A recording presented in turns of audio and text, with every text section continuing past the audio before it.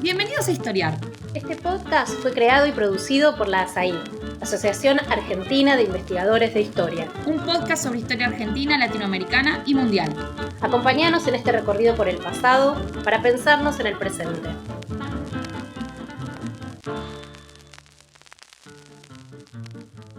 Bienvenidos y bienvenidas a Historiar, el podcast de la Asociación de Investigadores en Historia de Argentina. Mi nombre es Juan Manuel Romero y vamos a estar en este episodio conversando con el historiador israelí Raanan Rein. Raanan Rein es catedrático de Historia Latinoamericana en la Universidad de Tel Aviv, de la que fue también vicerrector. Es un historiador muy prolífico, ha publicado más de 50 libros en distintos idiomas, muchos de los cuales están dedicados a la historia del peronismo, diferentes figuras del liderazgo intermedio del peronismo, la relación del peronismo con el franquismo y también el impacto de la relación del peronismo en distintas colectividades étnicas argentinas, así como también algunos trabajos sobre historia del deporte en Argentina, los vínculos asociativos con clubes de fútbol. Tiene un libro sobre el club de Atlanta, también famosamente. Y hace poco se reeditó uno de sus libros que tiene 20 años, podríamos llamarlo ya casi un clásico de la historiografía argentina, la historiografía sobre el peronismo, que es Juan Atilio Bramuglia, Bajo la sombra del líder, la segunda línea del liderazgo peronista. Es una obra en la que Raanan promueve esta idea del liderazgo intermedio, de las segundas líneas del liderazgo, que fue muy, muy productiva para repensar algunos de los temas clásicos del peronismo. Te doy la bienvenida a Historiar, Raanan, es un gusto conversar con vos. ¿Cómo estás? Bien, bien, y gracias por invitarme.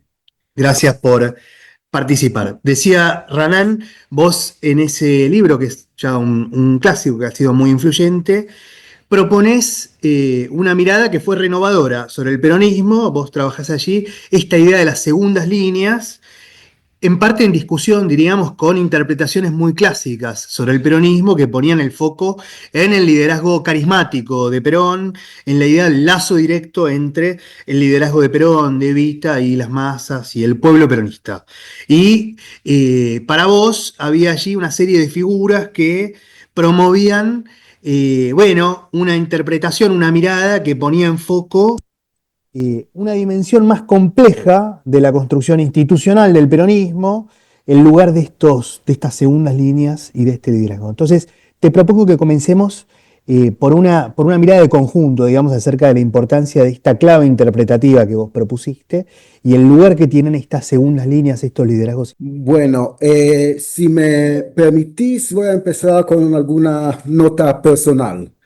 La idea acerca de la necesidad de pensar el rol de los intermediarios entre Perón y las masas populares, entre comillas, empieza a principios de los años 90. Yo todavía estaba trabajando sobre mi tesis doctoral dedicada a las relaciones entre la Argentina peronista y la España franquista.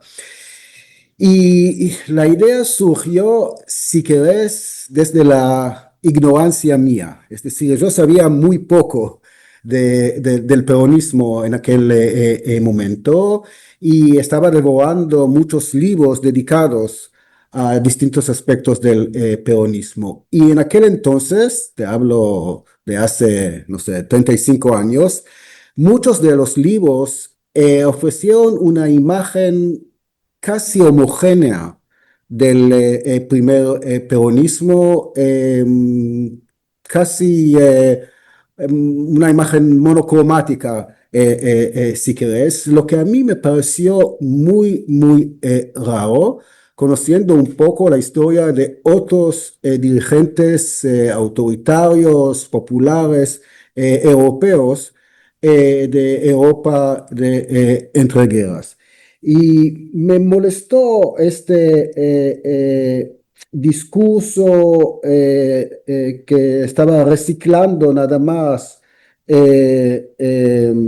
discursos de Perón, discursos de Evita, como si no existía ninguna otra figura, ningún otro agente que colaboró para movilizar el apoyo para el naciente peronismo, para elaborar la llamada doctrina peronista, etcétera. Después de todo, Perón viene de las filas militares, a pesar de que se trataba de un oficial con horizontes culturales relativamente amplios. eh, Sobre todo conocía el pensamiento conservador, algunas doctrinas militares, quizá algo de la doctrina social de la Iglesia Católica, pero no mucho más de eso. Entonces, sí me quedaba bien claro que Perón y peronismo no eran exactamente lo mismo, que el peronismo representaba algo más que la figura misma de Juan Domingo Perón. Y todos, o casi todos nosotros, en los cursos de licenciatura, en algún momento teníamos que leer los textos del sociólogo alemán Max Weber, hablando del carisma y del supuesto lazo directo entre el dirigente carismático y las masas populares. Y yo empecé a pensar acerca de este supuesto lazo directo.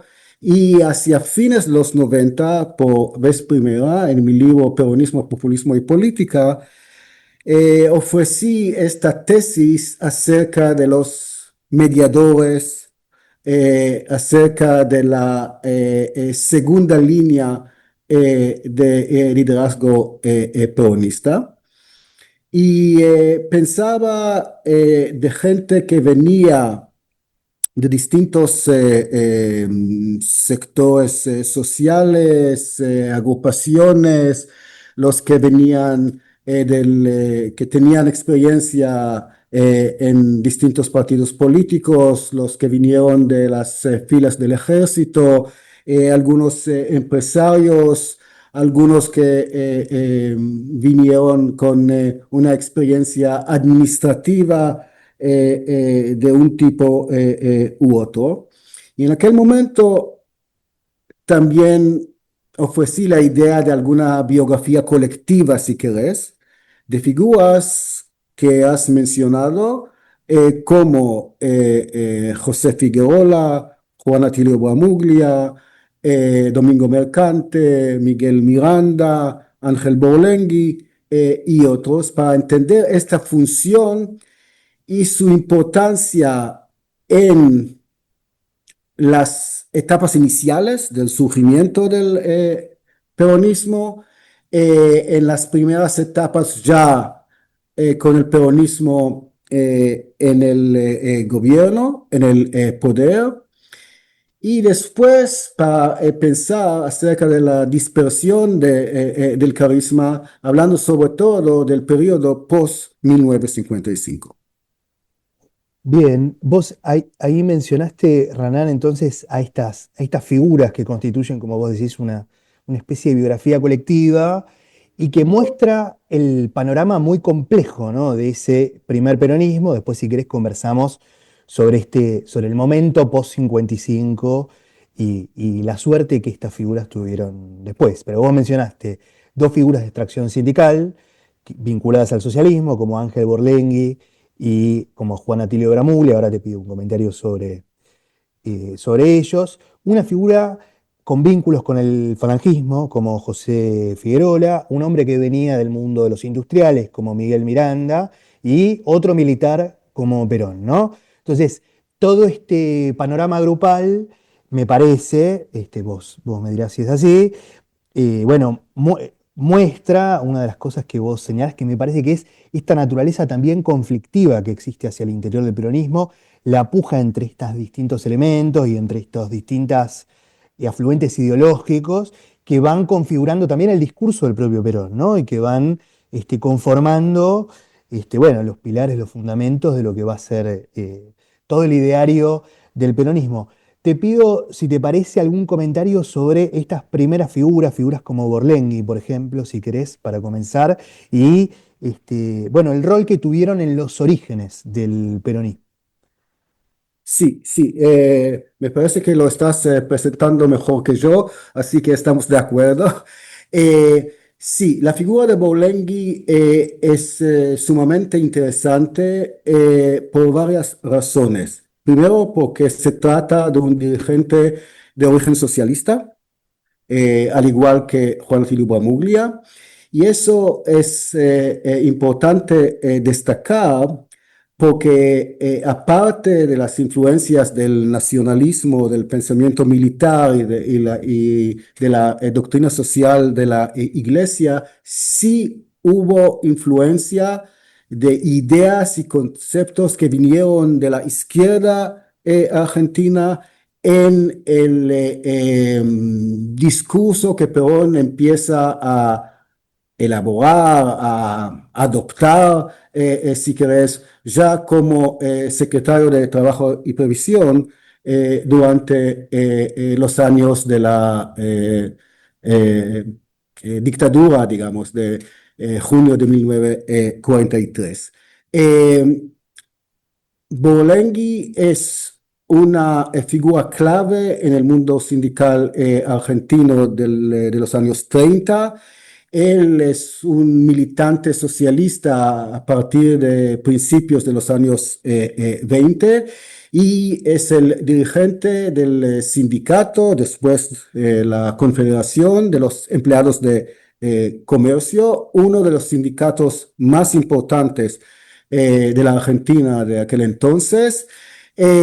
Un sindicato un poco distinto de muchos otros, el sindicato del cuello duro, ¿no? Que algunos dudaban si efectivamente pertenecían a la clase obrera o no. Y él logra tejer lazos con distintos políticos a partir de mediados de los años 20 para promover algunas leyes, para promover una legislación laboral, el sábado inglés, o cosas similares, para asegurar que los empleados despedidos cobren algo al terminar sus años de trabajo, etcétera. Y Borlenghi tiene una ambición para asegurar una caja de jubilaciones para los empleados de comercio. Y de hecho, él a pocos días de principios de junio del 43 ya se encuentra con algunos dirigentes sindicales con Perón y entiende que con el pragmatismo de ambos, de Borlenghi como socialista y de Perón como militar con ambiciones políticas, que ellos sí pueden entenderse y que Perón podía apoyar algunas iniciativas que Borlenghi luchaba para conseguir durante muchos años. Y de hecho, Borlenghi logra traer, entre comillas, a su sindicato para apoyar a Perón en el Departamento Nacional de Trabajo primero, poco después en la Secretaría de Trabajo y Previsión en la movilización del 17 de octubre de 1945 y en las elecciones presidenciales de febrero de 1946. Y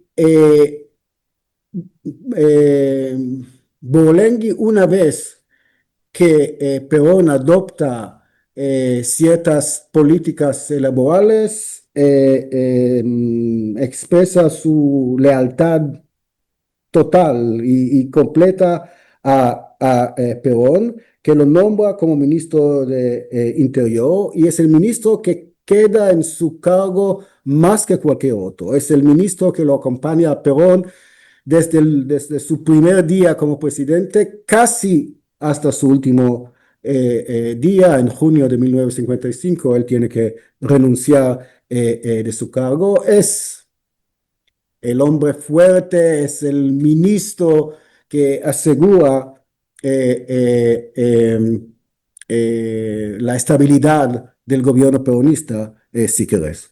Sí, hay dos o tres cosas que son interesantes de esa trayectoria y que vos mostrás muy bien.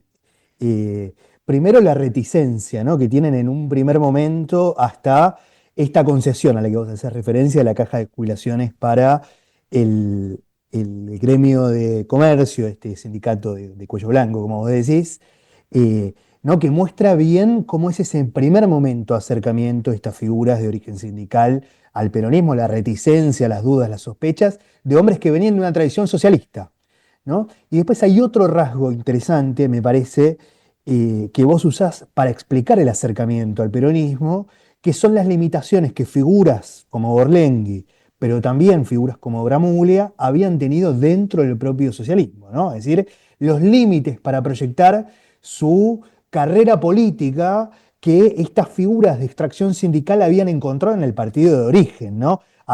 Vos en los dos casos son dos figuras que vienen del socialismo y que vienen del sindicalismo, que tienen relaciones conflictivas entre sí, porque aspiran y disputan incluso dentro del mismo peronismo por los mismos cargos. Bramuglia también ambicionaba el Ministerio del Interior, venía del gremio ferroviario, luego lo conversamos si querés, y ambos tenían relación con Mario Bravo. A mí me gusta mucho la anécdota que vos comentás de Borlenghi desafiando a su viejo partido, yendo al velorio de Mario Bravo a presentar sus respetos, a leer su discurso, que muestra bien estas tensiones, digamos, en esas fuerzas de origen. Exactamente. Sí, hay algo similar en la trayectoria de ambos, de Bolenghi y Bramuglia, pero también ciertas diferencias. Una que sí tenía importancia en aquel momento es que Bolenghi era un autodidacta y en el partido de los doctores, entre comillas, no gozaba de este prestigio de egresado de o la Universidad de Buenos Aires o la Universidad Nacional de La Plata. Y sí, Y era coqueto también. exacto, sí. Así que el partido dominado por Mario Bravo, por los Dickmann y por otros, no lo puso jamás en las listas electorales del Partido Socialista y vio su camino bloqueado y como tenía aspiraciones políticas más allá de su propio gremio, estaba, digamos, abierto, entre comillas, para considerar otras opciones y encontró una en el naciente peronismo. Pero es importante lo que decías, que todas estas figuras dudan al principio si apoyarlo a Perón o no. Quieren entender mejor qué representa este dirigente, qué ofrece, qué capacidad tiene para llevar adelante algunas políticas y hay un quid pro quo. Entonces, yo te ofrezco, digamos, el apoyo de mi gremio y qué me das a cambio. Y en el caso de Bolenghi está bien claro que una vez que Perón prometió asegurar este decreto acerca de la Caja de Comercio, de la llamada Caja de Comercio, entonces también ganó la confianza y el apoyo y la lealtad de Bolenghi. Sí. Y un comentario más sobre Borlenghi, algo que vos mencionás y que me parece abre a todo un campo también de tu trabajo, que es el de las relaciones entre el peronismo y la comunidad judía argentina. Vos trabajaste en los muchachos peronistas judíos, los muchachos peronistas árabes, el vínculo entre colectividades y el peronismo, y la verdad es que muchas de estas biografías están enlazadas también con esas historias que son muy, muy ricas, y en el caso de Borlenghi, si yo no entiendo mal, es a través de su mujer, ¿no? Sí. Recordemos que Borlenghi, como ministro de Interior, estaba a cargo de la policía, garantizaba la lealtad de la policía y era una figura muy importante, sobre todo cuando el peronismo empieza a tener desafíos por parte de grupos militares para garantizar la lealtad de esos grupos. Y es curioso toda esa línea y ese vínculo que vos demostrás también ahí en el trabajo. ¿Querés hacer un comentario sobre ese vínculo también complejo? Sí, sí. Bolaño no era judío, era hijo de inmigrantes italianos, era católico, pero durante el conflicto entre Perón y la Iglesia en los años 54 y 55, la oposición al peronismo lo presenta como un judío que influyó a Perón y es la razón por este conflicto en distintos carteles de manifestantes antiperonistas, vemos su cara con el nombre Borlensky, como si se trataba de un judío.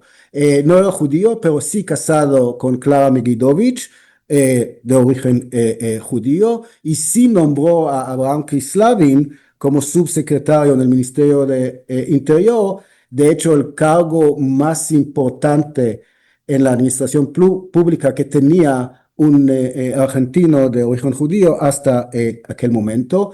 Y de Bolengui surge la idea de crear un tipo de sección judía del Partido Peronista.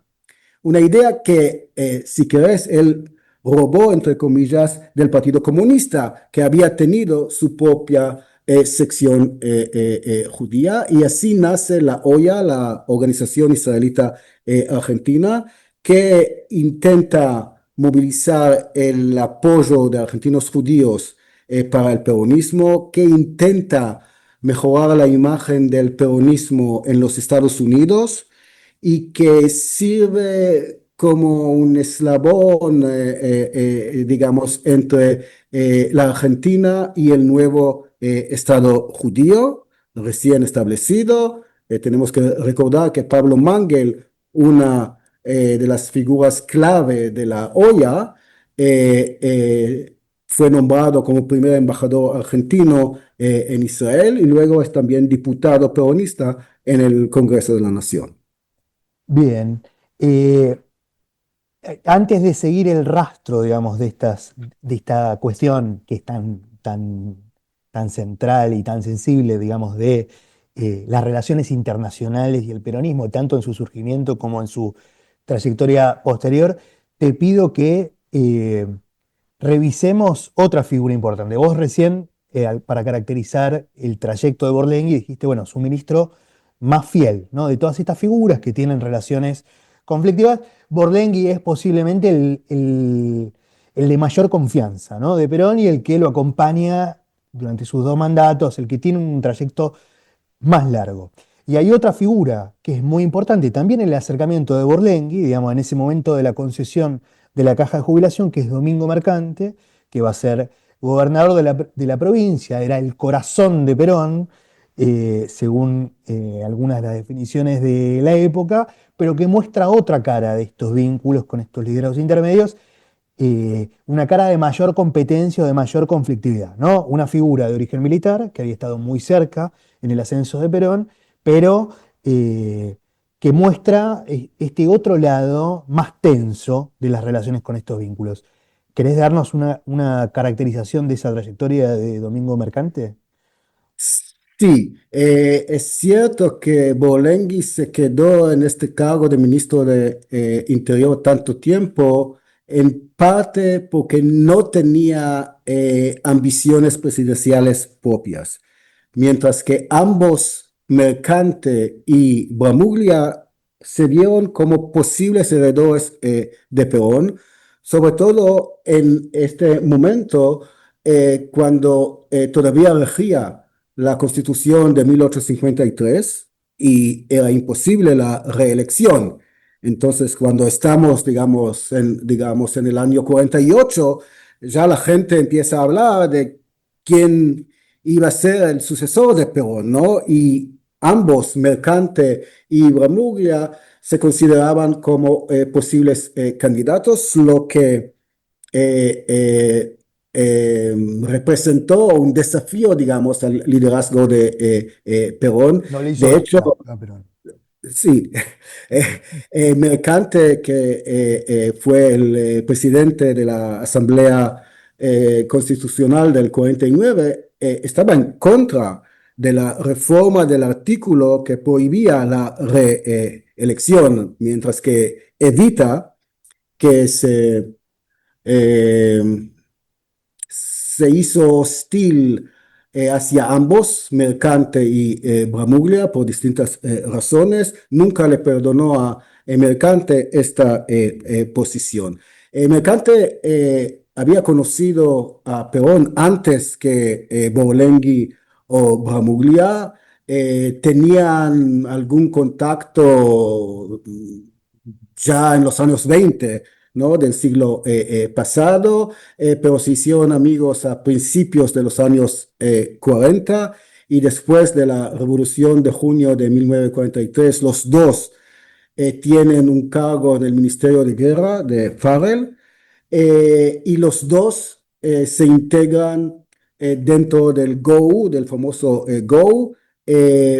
Si no me equivoco, Mercante como el número 1 y Perón como el último, el número 19. Cuando recibe Perón este cargo de presidente del Departamento de Trabajo, Mercante está allí al lado de Perón y lo mismo en la nueva Secretaría de Trabajo y Previsión. Mercante y Bramuglia eran ambos hijos de obreros ferroviarios y eso tenía mucha importancia porque los dos tenían una conciencia social desde una edad muy temprana, empiezan a trabajar para mantenerse en una edad muy temprana y tienen los contactos y el respeto por parte de los obreros ferroviarios y estos dos sindicatos, la Unión Ferroviaria y la Fraternidad, eran los más importantes en el país en aquel momento. Cuando se establece la Secretaría de Trabajo y Previsión, cada uno de los dos, Mercante y Bramuglia, son directores generales o para previsión social o para trabajo y asistencia social directa y aseguran cada uno a través de sus propios canales el apoyo de los ferroviarios al naciente peronismo.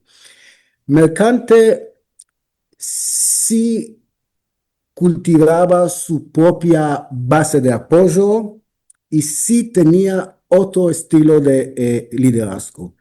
Y una vez que Perón lo nombra como candidato a gobernador de la provincia de Buenos Aires, él sigue a Perón, pero forja su propio camino. Y la administración mercante en la provincia de Buenos Aires es algo menos autoritaria que la presidencia de Perón. Él sí mantiene lazos directos y un diálogo con opositores radicales que no forman parte de la coalición peronista, socialistas y hasta comunistas, y goza de un apoyo popular muy importante. Él gana las elecciones en el 46, en el 48, para la Asamblea Constitucional del 49, con un apoyo mayor a cualquier otro candidato peronista. La nueva Constitución del 49 no permite la reelección de gobernadores, pero sí les ofrece la posibilidad de seguir un par de años más, pero a partir del 49 o 50 empieza a desaparecer de los medios de comunicación controlados por el peronismo, al igual que Bramuglia, que tampoco aparece con su nombre y apellido a partir de su propio éxito en la escena internacional. Así que tienen algo similar, Mercante y Bramuglia, pero cada uno después siguió su propia trayectoria. Bien, te propongo que hagamos una pausa, Ranán. Invitamos a los oyentes a esperar unos minutos y volvemos con Historiar. Este es el podcast de ASAIG, la Asociación Argentina de Investigadores en Historia. Te invitamos a asociarte y a seguirnos en las redes, en Twitter, en Facebook e Instagram. Toda la información sobre la asociación la puedes encontrar en nuestra página asaig.org.ar. Te esperamos todos los sábados con un nuevo episodio de Historiar, sobre los grandes temas de nuestro pasado, abordados por especialistas e historiadores profesionales de manera cordial pero rigurosa. Seguimos con nuestro episodio de hoy. Bueno, volvemos entonces con nuestro episodio de Historiar. Estamos conversando con Ranán Rein, catedrático de Historia Latinoamericana en la Universidad de Tel Aviv, sobre las segundas líneas del liderazgo peronista, sobre la complejidad de estas afluencias y la complejidad de los lazos internos entre estas figuras en el peronismo. Y viene apareciendo en la conversación esta figura muy central, que es la de Juan Atilio Bramuglia, el canciller de Perón.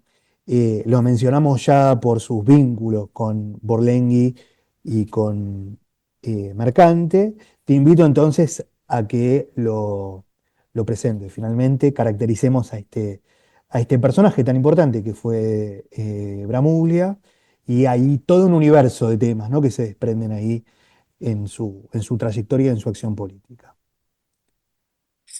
Sí, voy a empezar con un comentario acerca de las fuentes que utilicé para escribir la biografía de Juan Atilio Bramuglia. Como te dije, la idea inicial era de escribir una biografía colectiva. Sin embargo, terminé escribiendo una biografía de una sola persona, de un solo individuo, Juan Atilio Bramuglia. Y esta decisión tenía que ver con las fuentes que tenía a mi alcance. Bramuglia, desde una edad muy temprana, se pensaba importante. Desde sus años 10 en adelante, empezó a escribir notas, empezó a guardar casi cualquier papel o documento que tenía que ver con su vida diaria y después con su vida pública o política. Y al fallecer en 1962, dejó un archivo muy importante, muy grande, que abarca todo el periodo desde fines de los 20 hasta principios de los 60, sus actividades como asesor letrado de varios gremios, pero sobre todo de la Unión Ferroviaria, su actuación en la Secretaría de Trabajo y Previsión, su rol como interventor federal en la provincia de Buenos Aires desde fines del 44 hasta septiembre del 45, su rol como coordinador de la campaña electoral de fines del 45 y principios del 46, su actuación como canciller argentino, el primer canciller de Perón, pero también documentos que tienen que ver con su intento de establecer un peronismo sin Perón después del derrocamiento de Perón en septiembre de 1955. Por suerte, este archivo se quedó intacto en manos de la familia durante muchos años y después se vendió a la Hoover Institution en la Universidad de Stanford en California. Y en los últimos años em, está accesible a cualquier investigador y ya hubo muchos colegas nuestros que viajaron a California para investigar, buscar en la correspondencia de Bramuglia, etc. Y yo sabía de la existencia de este archivo y cuando me fui a la Universidad de Stanford, todavía no estaban catalogados los documentos, pero me dejaron revisarlos. Fui el primero en tener acceso, el primer investigador en tener acceso a esta documentación y como nos pasa de vez en cuando, como un niño en una juguetería, ¿no?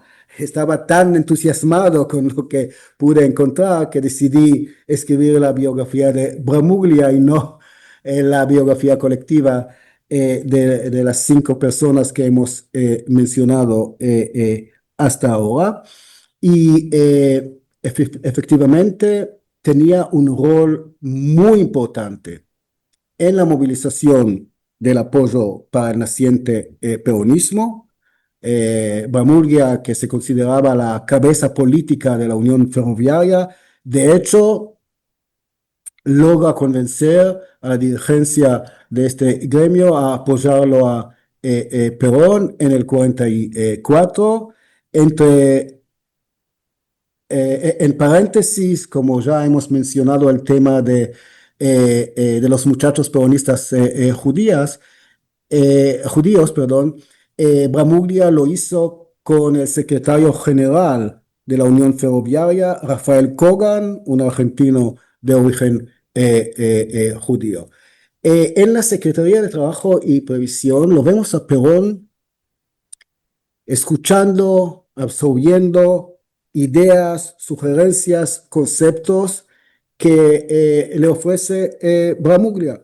De hecho, Bramuglia, junto con José Figueroa, elaboró el decreto para el establecimiento de la Secretaría de Trabajo y Previsión. Y de la Secretaría, en estos meses del 44 y 45, sale una larga serie de decretos que tienen que ver con la clase obrera y sus derechos. Lo nombra Perón, como dije, como interventor federal en la provincia de Buenos Aires y ahí muestra Bramuglia su capacidad de forjar una coalición política que va más allá de la clase obrera, cultiva relaciones con distintos disidentes radicales que después, en el marco de la Unión Cívica Radical, Junta Renovadora, se integran en el peronismo con alguna gente conservadora y con algunos socialistas, es decir, toda esta idea de traer a gente de distinta extracción política a la misma mesa que caracterizó el primer gobierno de Perón en una forma notable, lo vemos ya en la provincia de Buenos Aires bajo la dirección de Bramuglia. Pero manejar estas distintas agrupaciones, ¿no? Del naciente Partido Laborista, de la Junta Renovadora de los Radicales, los conservadores, etcétera, no era una tarea fácil y como presidente de la Junta Coordinadora de las fuerzas políticas que apoyaban a Perón, Bramuglia hizo un trabajo muy importante para, de algún modo, calmar las tensiones y llegar a algunos acuerdos entre distintas agrupaciones. Lo dijiste vos antes, él anhelaba recibir el cargo de ministro del Interior y Perón decidió no darle este cargo, quizá por ciertas dudas acerca de su lealtad, quizá por presión de Eva Perón. Entonces lo pone en la Cancillería, suponiendo que allí no va a poder movilizar o juntar mucho apoyo para tener su propia base política. Eh, y teniendo en cuenta el estatus de la Argentina en la escena internacional a mediados de los 40, nadie pensaba que Bamuglia iba a tener mucha visibilidad, digamos, en la escena internacional, o que iba a forjar relaciones mejores con distintas potencias del momento. Pero Bramuglia sí cosechó muchos éxitos en el Palacio San Martín, en la Cancillería, y sus éxitos llegaron a su cenit con su cargo como presidente del Consejo de Seguridad, reunido en París en 1948, en medio de la crisis de Berlín, cuando mucha gente tenía miedo de una posible tercera guerra mundial. Y él logra la confianza de los soviéticos por un lado y de los norteamericanos por otro, y tiene algún papel en la resolución de esta crisis. No es que sin Bramuglia no hubieran llegado a un acuerdo, pero él también jugó un papel de cierta importancia, y si uno revisa los periódicos franceses, ingleses, norteamericanos de la época, el nombre y la foto de Bramuglia aparecen a menudo a lo largo de estas semanas con mucho respeto. Y eso fue demasiado para los Perón, y de a poco Bramuglia, como dije anteriormente, desaparece de los medios peronistas. Sí se menciona el canciller, pero el canciller ya no tiene ni nombre ni apellido. Así que en el 49 llega a su fin su trayectoria política dentro del gobierno peronista, y Perón lo reemplaza por un jovencito, ¿no?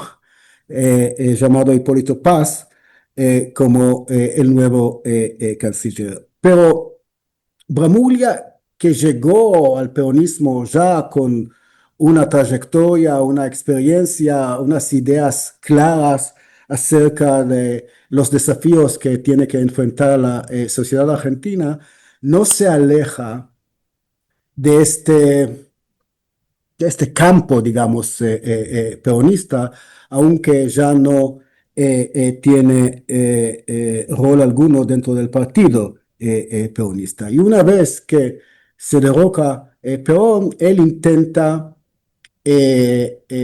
un peronismo sin Perón, pensando en que la trayectoria de Perón se acabó, él ya está alejado de la Argentina, y con el beneplácito de Lonardi, él establece la Unión Popular, que pretende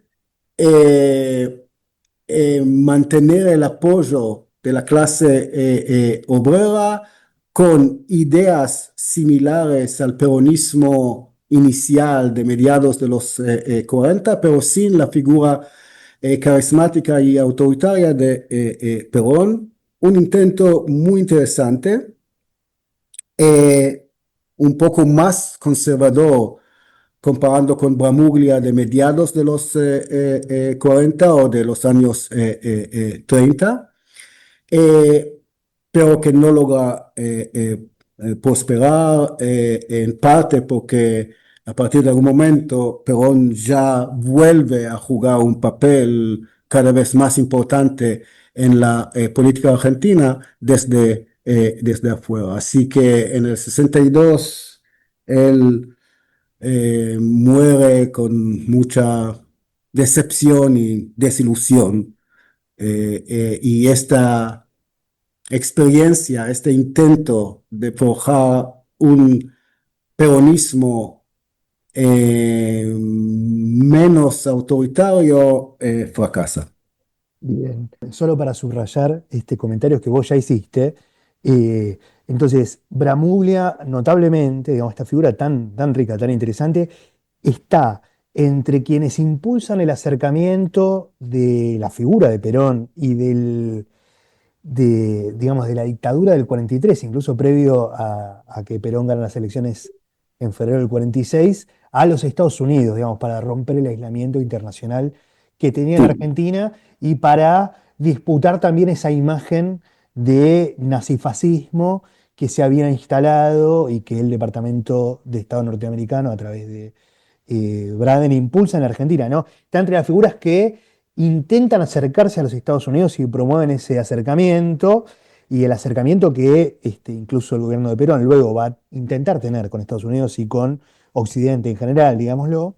Y está también, vos hablaste de las reticencias de Evita desde un primer momento, está entre quienes se oponen al acercamiento con la España de Franco y entre quienes se oponen al viaje de Evita en el 47 a la España de Franco, que Perón promueve en el marco de las tensiones de la Guerra Fría y de la tercera posición. Vos lo, lo mostrás muy bien, es interesante todo ese arco de la figura que me parece también explica los conflictos y las tensiones que va a ir suscitando.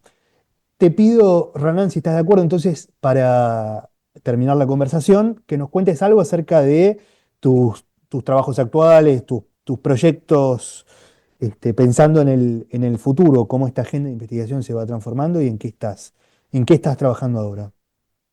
Eh, como siempre, en varios proyectos a la vez, no en uno solo. Para provocarte, hubiera podido preguntarte cuántos gobernadores judíos ha tenido la Argentina hasta hoy en día. No, no, no tenés que contestarlo, pero Podría. sí, uno de los libros colectivos que estoy preparando ahora está dedicado a los gobernadores judíos, desde Luis Gutnitsky en Formosa en 1958, a través de Berkovich, interventor federal en Córdoba en el 74-75, Néstor Perl en Chubut, Miguel Lifshitz, Alperovich y hasta Kisilov, Tellerman en la capital federal. Hubo más gobernadores judíos en la Argentina de lo que uno se imagina. Y también en este libro lo que intento es mostrar la participación activa de muchos argentinos judíos en la política nacional, en distintas corrientes políticas ideológicas. Otro libro colectivo tiene que ver con este proyecto de larga data acerca de los clubes de fútbol argentinos en momentos clave en la historia argentina. En algún momento compilé el libro La cancha peronista sobre distintos clubes de fútbol en aquella década de los 40 y 50. Después, con Rodrigo Dascal y Mariano Gruchewski, hemos compilado un libro sobre los clubes de fútbol, un par de libros, de hecho, sobre los clubes de fútbol durante los años de la dictadura militar, de los 70, y ahora lo estamos haciendo para la década de los 90, la década del neoliberalismo menemista, y cómo eso impacta en la vida diaria de los distintos clubes de fútbol. Eh, si uno piensa en la colectividad argentina judía, eh, ahora al caminar en distintas calles de la capital federal, vemos a muchos judíos ortodoxos vestidos como religiosos ortodoxos. Es un fenómeno relativamente nuevo. La comunidad argentina judía durante la primera mitad del siglo XX era quizá la más secular y no religiosa de todas las colectividades judías de la diáspora. Entonces, ¿qué pasó?